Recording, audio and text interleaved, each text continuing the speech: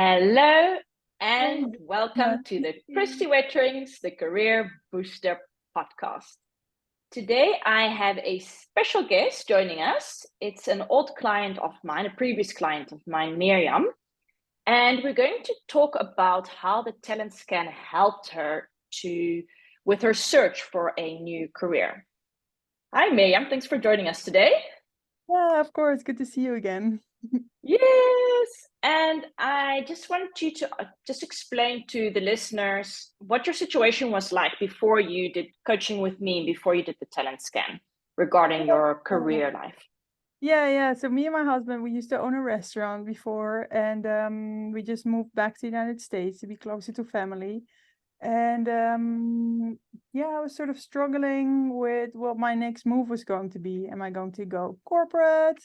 Am I going to continue like in entrepreneurship?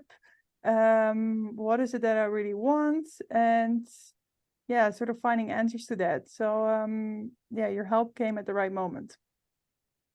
Yeah, and how do you think that the talents can help to get to know yourself on like a deeper level, to get to know yourself more on in an authentic way? Yeah, so I think previously my approach to applying for job was usually just like apply and see what sticks. And maybe also not really looking at, oh, what is it that I really want? And I think, sort of giving myself that tool or like that space to really dive in, like, okay, what are my talents? How am I going to use them? And yeah, really taking the time to look at that. Made me realize better, like, oh, these are my strengths and weaknesses. And this is what I can really leverage into, a job search. And I think in general, it's like really good to ask yourself those questions, like, what is it that you really want to do? And just taking that time to really dive into that for yourself. Yeah, because I think a lot of people don't do that. And also a lot of my clients, when they come to me, what they do, they start with the last step, they just start by looking on LinkedIn, searching for jobs, but it's actually like a useless activity when you don't really know what you're looking for, when you don't really know who you are, your authentic self, yourself Yeah, behind all the masks, that behind, yeah, a lot of people, they do certain jobs because all their friends are doing that and they want to fit in they want to fit in society, or it's because their parents have what I discussed with you before, like if your dad is a lawyer and he might push you to also become a lawyer, you might become super good at it, but maybe it doesn't really suit you, like it's not giving you energy. So but if you don't know that it's not suiting you, you think, oh well, but I'm super good at this, right? So I should carry on with this, but yeah, actually it's just draining your energy, and you're not being your authentic self, like doing what really lights you up, what's really going to make you happy in yeah. life. Yeah. And I think that's why it's so important to go on that journey of self-discovery and find out who you truly are behind the person you're trying to be Yeah. for the Yeah. approval of others. Yeah, you probably should share the YouTube video that we about the authenticity for the viewers as well. So there was this YouTube video from a guy who actually measured emotions, and he measured like love has a certain vibration, and then he measured that authenticity actually has a 10 times higher vibration than love. And like your first knee-jerk reaction would be, no, that can't be. Love should be the highest emotion. But actually, if you think about it, like authenticity is also a form of self-love, is really stepping into your own power and really feeling what is it that I want. And if everybody would do that, then the world would be an awesome place. But a lot of people are somehow more thinking about what others want from them or what maybe society wants from them than really thinking about what it is that they want. And you kind of start early indeed with that. Like a lot of parents want their kids to be like a businessman or a lawyer or a doctor, and you know kids are sort of forced to not really follow their passion from a young age. I remember I wanted to study like biology, and my parents were like, you're not going to be able to make money with that, Mirjam. So then Mm. I decided upon a different study instead, like more business oriented. And that's the inauthenticity in our lives, is that we kind of like, we always want to please others instead of really thinking for ourselves what we want. And I think our like sort of career coaching trajectory was the first time that I really asked myself, what is it that I want, And I think, it's a really good exercise that I can highly recommend anyone doing. Yeah, and I think it's really important to stand still now, because also, when you are 18 and you have to study something, I mean, how do you even know what to study? How do you're so young still. Yeah. I think a lot of us, we just sort of just studied anything. And then, Mhm. when you finish studying, you're like, okay, and now what? And I think also a lot of us just roll into jobs.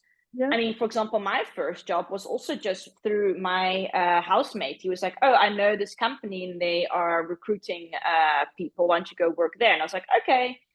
And many of my jobs went like that I Yeah. just, it was just via. And I Yeah. never really stood still. Does this really suit me? Is this really something I want to do? Yeah. And then because you have all the experience in these jobs, you just sort of like stay stuck in that, because you think, oh, well, I have 10 years of working experience in that. Why would I change? And that's what Yeah. I would like to tell also my clients, but also the people listening to the podcast, that just because you did something for 10 years doesn't mean you cannot do something else. You can, it's not too late. You can study something else. Yeah. You can change. You can do something else. You can become a whole different person if you want to Yeah. become. Yeah. Yeah. You don't Yeah. have to stay the same as the person you were 10 years ago. You're allowed to change and evolve and grow into the person who you want to become. But you first need to know who you want to become. And that's that self-discovery Yeah. journey that you have to go on. Yeah. Yeah. No, it's the same for me indeed. And just going back to the talent scan, like what stood out for you the most? Like what did you learn about yourself that you're like, okay, I didn't know this. Well, I think it's always funny. So you somehow know yourself, but you don't never know yourself as good as you think you know yourself. So, what stood out very much is that I really get a lot of energy from helping others. And the other one that was interesting is that I am quite analytical, but maybe that's a skill that I should seek out more or pursue more. It's like somehow a skill that I'm not sufficiently aware that I have. And that I am aware that I have leadership skills, but maybe that is not always the best skill for me to pursue, because I can be like very direct in my leadership style, and not everybody is always, it's a very Dutch thing, I guess, to be direct. Not everybody's always like ready for that leadership style. So yeah, there were definitely interesting, like especially when it came to the analytical part. I somehow deem myself always more as a social outgoing type, and maybe not as analytical as I guess the TalentScan told me I am. I mean, I obviously graduated, I had a good degree, and I did do management consulting for a long time, but I never really saw it as my core strength, and I guess it is a core strength, and maybe I should leverage that more. Yeah, and just going back to the leadership, your leadership skills. I mean, the talent scan really showed that this is something that you are really good at. It's just that maybe sometimes direct, but that's definitely something that you can work on. Yeah. Um, so I could definitely see you in a position as a leader. Like that is just like in your blood kind of Yeah. thing. Yeah. And what's also super interesting, what I thought is, because not many people have this, is that you are so able to take the decisions like under stress with little information. You're able to make a well judged decision that you stand behind and you have a standpoint. And Dutch, you say knopen doorhakken. I'm not sure how you say that Yeah, in I'm just very English. decisiveness. Yeah. Yes. I think partially it has to do with the fact that if you're an entrepreneur, you sometimes need to make decisions in the spur of the moment. You know, there's always like little fires that need attention, and you know, you're being pulled in like 6 directions if you have a large team of people that need your attention. Yeah, you sometimes don't have the time and the luxury to think about things very much, and you just need to like really make those snap decisions. And it's funny because at the other hand, I am analytical, but yeah, sometimes you just go with your gut, you know, like your gut is telling you yes or no, and that's what you go with. And I think it depends also per person. Like I have a lot of energy, so let's say I'm not making the wrong decision, I can always just wing it, even if it wasn't the right decision. Because I have a lot of energy to overcome like possible obstacles, you know what I mean? And maybe people that have less energy need to be like a little bit more contemplative over decisions, because they don't have the energy to overcome possible hurdles or making the wrong decision. And for me, it's like, oh, whatever, you know, I'll just go with it. So it's really nice to have, because a lot of people find it very difficult to make a decision, especially leaving a job and starting something else. Like, you know, how do I make the decision? What am I going to do? Am I going to start my own company? Am I going to, you know, leave everything behind? And I mean, you know, you left everything behind in Holland and you've been moving around the world and living in all these different countries. I mean, that also takes, you know, a lot of guts and risk. yeah. Well, I think it's also just trust in your own capabilities and trust that things will be fine, you know, like if you do the right thing. Like I think oh yeah, one other thing that came forward was I have a strong set of values and or sort of like moral principles. And I always really believe that if you let morality guide you, plus your sort of love for what it is that you really love, things will be okay, you know. And I think it's that lack of trust that leads people also in making inauthentic decisions. I don't want to get all spiritual, but sometimes, you know, sometimes you gotta trust in the fact that there's a higher power out there that will help you, you know, help you land the right next thing. And you can only, I think people can only help you, like God can only help you if you allow for that help to happen, you know. And sometimes also there's this saying that a next path can only open if you're closing the previous, like the next door can only open if you're closing the previous door. You see what I mean? Yes. A lot of people don't want to throw away their old shoes before they have new ones, but maybe Out of sometimes some you need to, fear. But out of the fear. in reality, it's also a lack of trust, that, you know, will be taken care of. And that's also that it's like a fear mentality versus an abundant mentality, right? The abundance mentality is like everything is right here in this moment. Everything I need will be provided for. But the fear mentality and the lack mentality is, oh, I don't have enough. I need more. Oh, I need a bigger salary. Oh, I need a better salary. Oh, I need a better title. And that's, you know, I think it's really good to snap out of that and really trust, you know, and step in that abundance that you and your body can provide for yourself. Yeah, and what also really came out of your talent scan is that you have a very strong intuition. Do you feel like that's also part of it, that you're very feeling instead of thinking? Yeah. So you feel something is right or wrong, and that's how you also are able to make such quick decisions under stress or in just very quickly. Do you feel that also has helped you? Yeah. I mean, it all boils down to the same story. Is Same thing, yeah. Intuition is trust, you know, trust in the fact that it will go right, no matter which way you're going. Yeah. And then how do you feel like the talents can help you with your job search? So how do you feel like your job search was before the talent scan, and how do you think it's now? Like, how has it changed? Because of course you found out a lot more about yourself. Yeah. I think it allowed me to be more real with myself and not just apply for jobs because of like money or something. or title or status, but really feel like, oh, what is it that I want? Like, how is this going to like make me happy? And really think about that happiness rather than anything else. Yeah. So let's talk more about this authenticity when looking for a new job, and how do you think people? Yeah, I can imagine that it can be difficult for people to choose the happiness over the security, over the money, over the status. Mhm. I think for a lot of people, it's also very difficult to know who they really authentically are. Do you have any more tips on how people can make the right choices?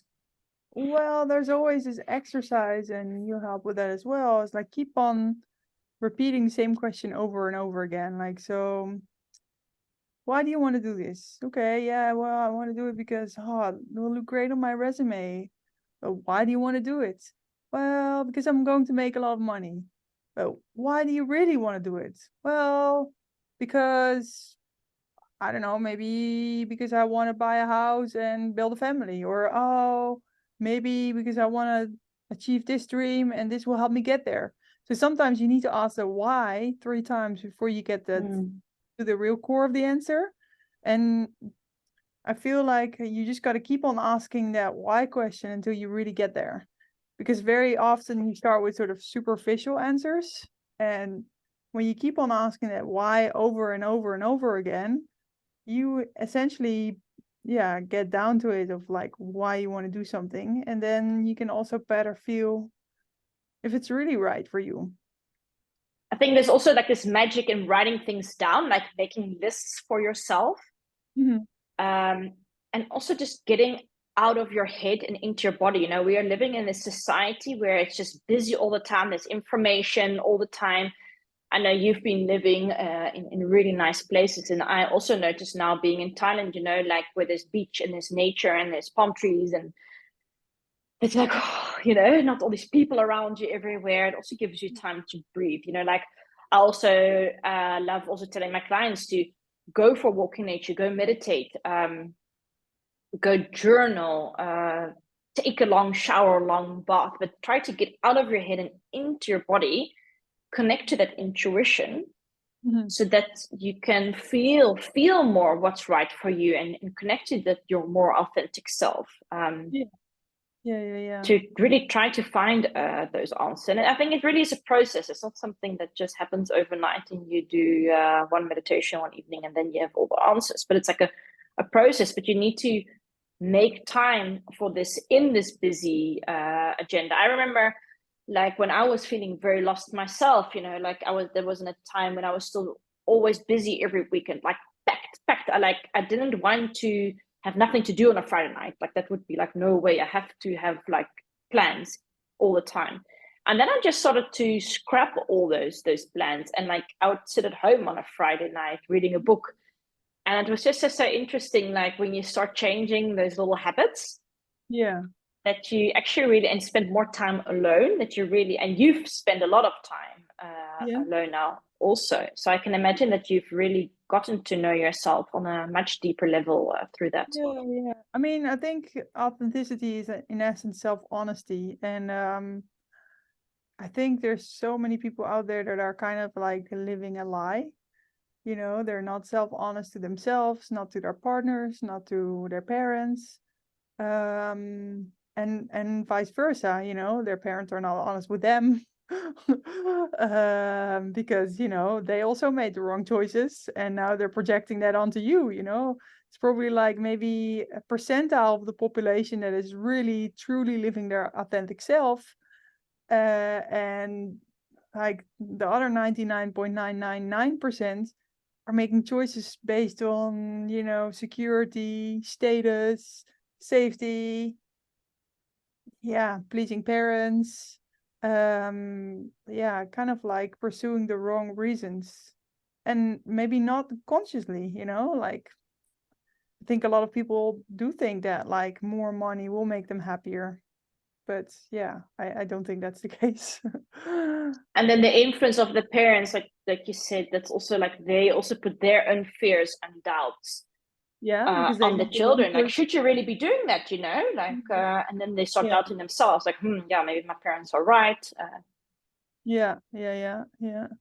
There's also this not a quote. It's like a research about 2% of the population that's who actually get out their comfort zone, who actually try things that they find really scary. And I mean, it's a very small amount.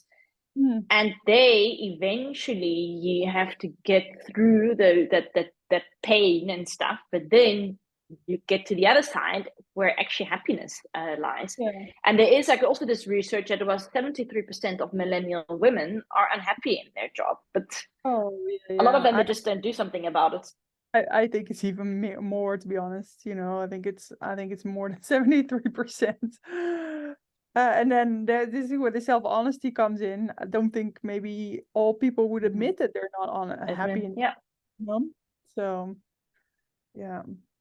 Yeah, I don't know, it's funny. Like I was reading another post, I think it was on Reddit, where people were asking like, oh, I'm not happy in my job, and then people were discussing their like um career paths, and like there were hundreds of comments underneath it like, stop wanting to be happy in a job, it's just a means to an end. And it's just so sad, that 99% of the population probably sees it like that. And a lot of people, they think they don't have the luxury to see a job as something that really fulfills them, because they do see it as a means to an end. They're sort of in this lack mode, like, oh, I need to provide for my family, oh, I don't have enough, oh, I need to provide, instead of the trust mode where like, oh, things will be all right if I choose what I love. I also posted something along these lines the other day, and I also got a comment under my post saying, well, maybe you should first be happy that you at least have a job. And true, correct, you should be grateful that you have a job, 100%. But you can still be grateful and still look for something else that's going to make you more happy. Mm-hmm. Yeah. You can be grateful for your life right now, but you Yeah. can want more. Why Yeah. can't we want more? Why can't we want better? Yeah. Yeah, it's tricky because, obviously, like, let's say, if I would work at a supermarket or something, like as a cashier, I'm obviously like not doing something that really gives me fulfillment. But let's say you were a single mother of 3 kids, and the supermarket allows you to have discounted grocery outlets items. You'd never finished a degree, you're not speaking the language of the country where you work very well, then maybe that job can truly be a blessing, because you can be there for your kids in the evening. The grocery store is like flexible and helping to be there for your kids when they're sick or whatever. So I think, Yeah, 100%. yeah, jobs can be also a means to an end for different goals. If you want to be a really good mom, then and some people want to have it all, but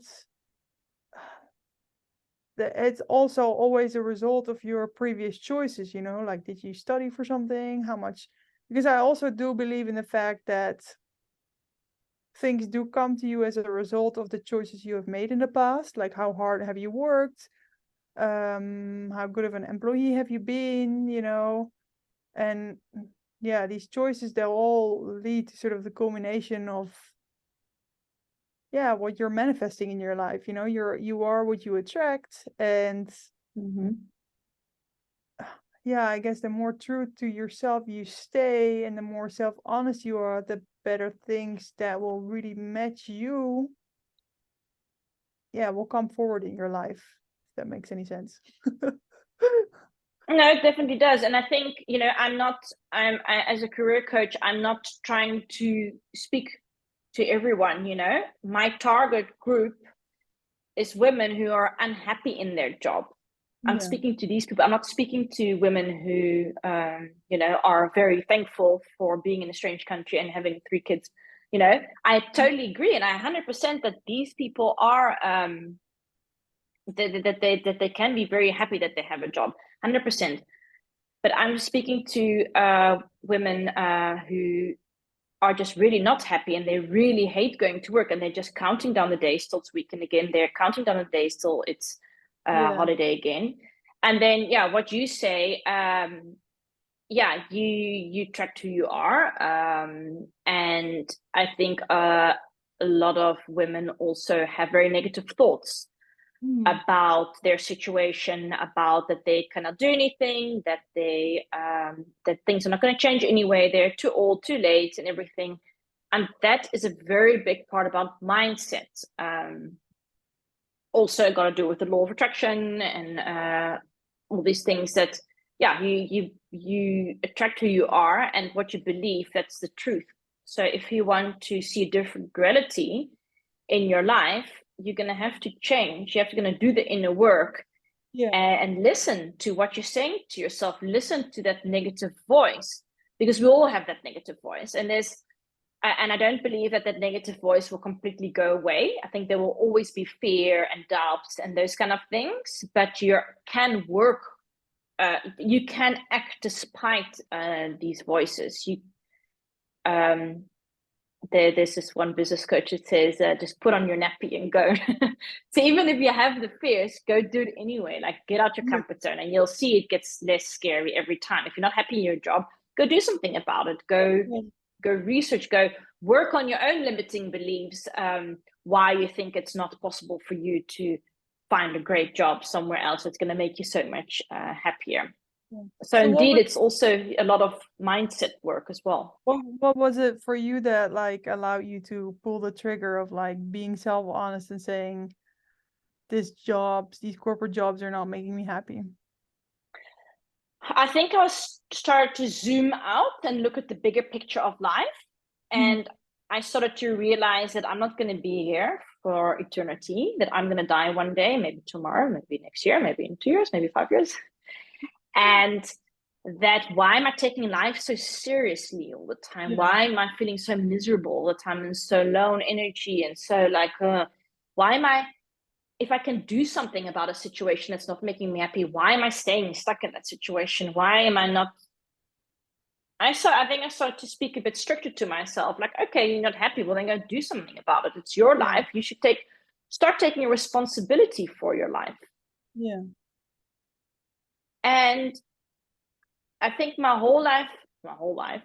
working life, I was very pleasing other people, very like, as long as everybody around me is happy, then I'm happy. And just as long as people liked me, as long as people thought I was good enough, then things were fine. And then at one point I was like, why am I behaving like this? Why am I doing this? Why do I so badly want to be liked and fit in? I think I started to ask myself very critical questions, because I knew that I was just in a negative space, like not in a good space.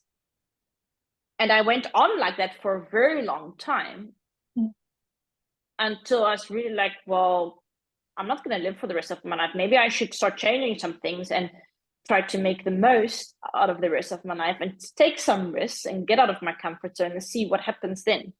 Yeah. Yeah. And now it's a process. In Thailand, on the beach, doing what you love. Yeah, it's a process and it is scary. And that's why I think people should, find help, get a coach, get a counselor if you feel like you still have, because coaching is very moving forward. So, okay, you have these issues, fine, but we're not gonna focus on that. We're going to move forward. Yeah. But sometimes, you still have very underlying hurt and you cannot sort of get over it. And then that's why I think it's good to go speak to a psychiatrist, for example, and to help you get through. But I think a lot of people, they don't want to find the help. They just they shove it under the rug. They know that there are the things that are not right, but they like don't want to deal with it, so they just shove it and just pretend, put on a happy face and smile and pretend everything is fine. Meanwhile, it's not. And it takes courage, I think, to lift that rug up and be like, okay, shit, there is some shit here. Yeah. I think a lot of it has to do with your diet as well. Like, this is another saying, you are what you eat. And actually, me and Mike, we quit like sugar and wheat a long time ago, like alcohol and coffee. We already didn't drink for a long time. But like I know processed food, like never like McDonald's or fast food or things like that. We just really try to cook everything from scratch. And that has made such a positive impact on our lives. Even like, it sounds very weird, but even in my communications, I feel like I've matured through my diet. So I really think that your diet is making a huge impact on your emotional state as well, because every time you eat sugar, you go up and down in your energy and your emotions as well. And I think that sort of calmness and stability, yeah, I don't know, I've become like a lot more calm, I guess, because of my diet. And it's pretty amazing. Yeah, I think when people go on that journey of self-discovery, of personal development, that's also really like the start in my coaching program, that you really start. It's actually, coaching is also really like a personal development journey. It's really like trying to discover who you are, what you really want, what your purpose is in life, what you want to bring to the world. And part of that is also taking better care of yourself, taking better care of your body by exercising, by sleeping right, by drinking less alcohol or not at all. Eating healthy. I think that there's such a big impact on your overall mood. And when you fill up your own cup, you can give so much to other people. So when you feel good and you're in a good mood, it causes a ripple effect, and then you can be a better partner, and you can serve other people more and be a better mom. So that's definitely, super important as well. Yeah, I think that's also the abundance, once you're in abundance, it's far more easy to give away, help others, because there's not this lack that, you're missing something out in your life. And the weird thing is, I think there's an analogy in diet as well, because your body's missing certain nutrients. You're going to see that express in your emotions and your behavior. And what I'm realizing is that if your diet is truly balanced, you're not you're not lacking anything. So your emotions are also not lacking anything, and you can feel sort of completeness in whatever is around you, and from that perspective make your choices rather than coming from a lack, like, oh, I need money, or oh, I need status, or oh, I need love, or whatever, because everything is there already. Yeah, exactly. If you start making choices from a place of lack and unhappiness, you're not going to make the right choices. So indeed, part of the process of trying to find out what you really want to do in your life is also make sure that you are feeling emotionally well. And for everyone, that is different indeed, whether seeing a psychiatrist, or whether taking certain supplements, or whether changing your diet, or the alcohol, all those things indeed. Yeah. Because we've spoken about before about, serotonin and dopamine and all those levels. That a lot of people are antidepressants. Okay, well, maybe I shouldn't go into this whole detail, because this could be for a whole other podcast. Yeah, it's fun though. It is fun though. Yeah. No, yeah. That can also cause people to feel depressed, and when you're feeling depressed, it's very difficult to from that position make the right choices about what you want to do in your life. Actually, depression can be caused by a lack of nutrients as well, or gene mutations even, yeah, it's very interesting. And the right supplements can literally make you feel less depressed. I've experienced it myself. Like a lack of like minerals or something in your body can like literally make you feel depressed, and then supplementing with, for example, zinc or lithium can lift your depression. It's crazy.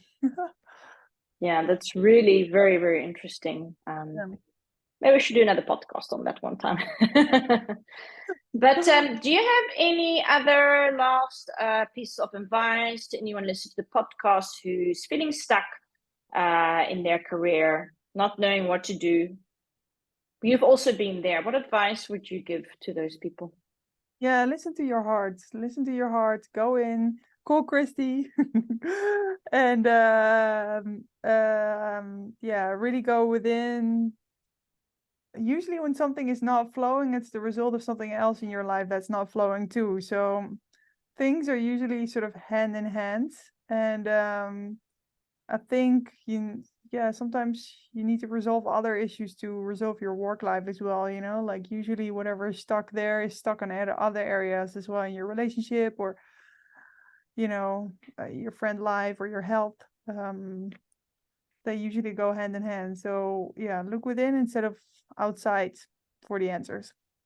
Yeah, that's what I also always say is like that your unhappiness in your job can cause a ripple effect on the rest of your life. So if you're unhappy in your job, you will probably be snappy at your husband. You're not going to have energy to go to the gym. You're not going to have energy to play with your kids, or you don't feel like seeing your friends. So you go sit on the couch, you open a bag of Doritos, you open a bottle of rosé, you go watch Netflix. Yeah, because you're drained after the whole day of being in a job that you don't like. And what I've been hearing actually a lot of women that I've been speaking to lately is that a lot of them feel very unappreciated at their job. They feel like they're not recognized for their efforts and what they're doing. And that's Yeah. also very demotivating. And that's Yeah. also you know, what try to look at what kind of working environment you want to work for, what kind of boss, you know, what kind of how do you call that, like how the culture is within the company. Yeah. That also has so much effect on your happiness at work. Yeah, I do think that like getting recognition in what you do.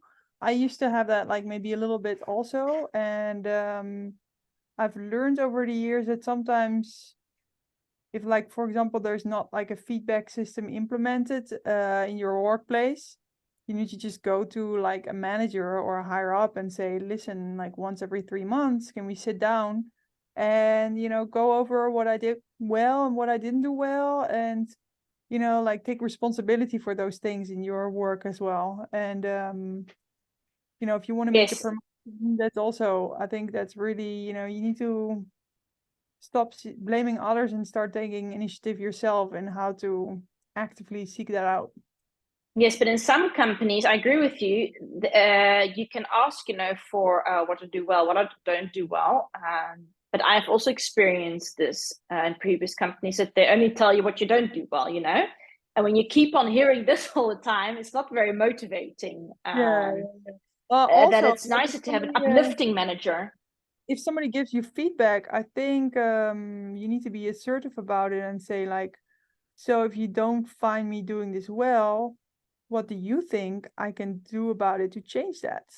Because don't dish out feedback if you are not willing to help improve on that. You know what I mean? Because that's the task of your manager is to, you know, help you grow. And if those things are not in place within a company, obviously you're at the wrong place. But yeah, I recently did a workshop on giving and receiving feedback. I think you would, yeah, you find it interesting as well. And yeah, part of it is really like see feedback as a gift, you know, try to say thank you and repeat the feedback. But as a feedback giver, also, you know, show the person on how they can what they can do to do it better, you know. And yeah, I don't know, it was an interesting class. But Yeah, it's definitely how you give feedback. Actually, you should always start with something positive, and then it doesn't. You know, you can give negative feedback or points of improvement, but it's also really about how you say it. yeah, But yeah, well, anyway, yeah, what she was saying actually is that like it's not so much about saying something positive first, like, oh, Christy, you're a great friend, but actually, you know, you're terrible at this. Because if you then say like, oh, you're a great friend, but you're terrible at this, then the thing you said first is sort of invalidating it. yeah. But like if you're generally like giving a person like positive things like throughout the years, you've been saying, oh, Christy, you're so good at this. Oh, Christy, you're so admirable at that. And then afterwards you sort of have a bank account with that person of like positive feedback. And then at some point you say, but Chris, this is something you can really work on, then it's not as bad anymore because you've been giving a lot of positive feedback as well. So I think that's the key to it a little bit. Yeah, but that's for women to discover and to find out, like, what kind of manager, because not all managers are like this and are so thought through and educated that this sense that they know how to give the proper feedback. Yeah, and it depends also on the stage of your career. You know, you're just starting out, and you obviously want a manager that's more guiding, and you know, if you're like have some years on the clock, then it's not that important anymore because you're more self-steering, you know. But Just know when it's time to leave. Know when it's time, when you feel like this manager is not giving me any positive energy. It's absolutely draining. Take that courage to move on and decide something else. Yeah, although I do also sometimes feel there can be courage as well into, because just as much as there's like relationship ADHD, I sometimes feel there could be like job ADHD as well. And if I'm looking back at my career, I do feel like sometimes I've left. I mean, I always left just because I felt like, oh, it wasn't right. But I feel there could be strength as well in trying to resolve things instead of just giving up. You know what I mean? I mean, it all depends if you want to be there, yes or no. But yeah, I think there's two sides of the coin. And that's just trying to be honest with yourself, trying to be really, really honest with yourself. Do I really want to stay here, or is it time to leave? Yeah. All right. I think we need to round off the podcast. Yeah. Well, good to see you and good to hear you. Yeah, thank you so much for being here today and for your inspiring words. Yeah. Is there any last any last thing you would like to say to the listeners? Oh no, that's it. You? No, if you if you're currently feeling stuck, you know, and you want to do something else, then reach out to me. Reach out. I would love to help you. I'd love to do the TalentScan with you. I think it's amazing. It's shown me also so many interesting parts about myself that I didn't know, especially about the entrepreneurship, you know, and it gives you such a confidence boost that you're like, oh, so actually I am on the right path. I should be doing this. I actually can make something out of this. The TalentScan, you know, really showed me that I shouldn't be working in a team and in a company. I should be doing something for myself. And that just really gives you confidence boost that you're on the right path. So yeah, it's my mission to help as many women to bring that percentage actually down. That 73% of millennial women, you think it might be more women, bring that down, make the world a happier place. Like, let's become more authentic altogether, and let's find something that we really are passionate about. Yeah. Aw. Yeah. Good closing statement. Thank you. And thanks everyone for listening, and till next time. Bye. Bye, Chris.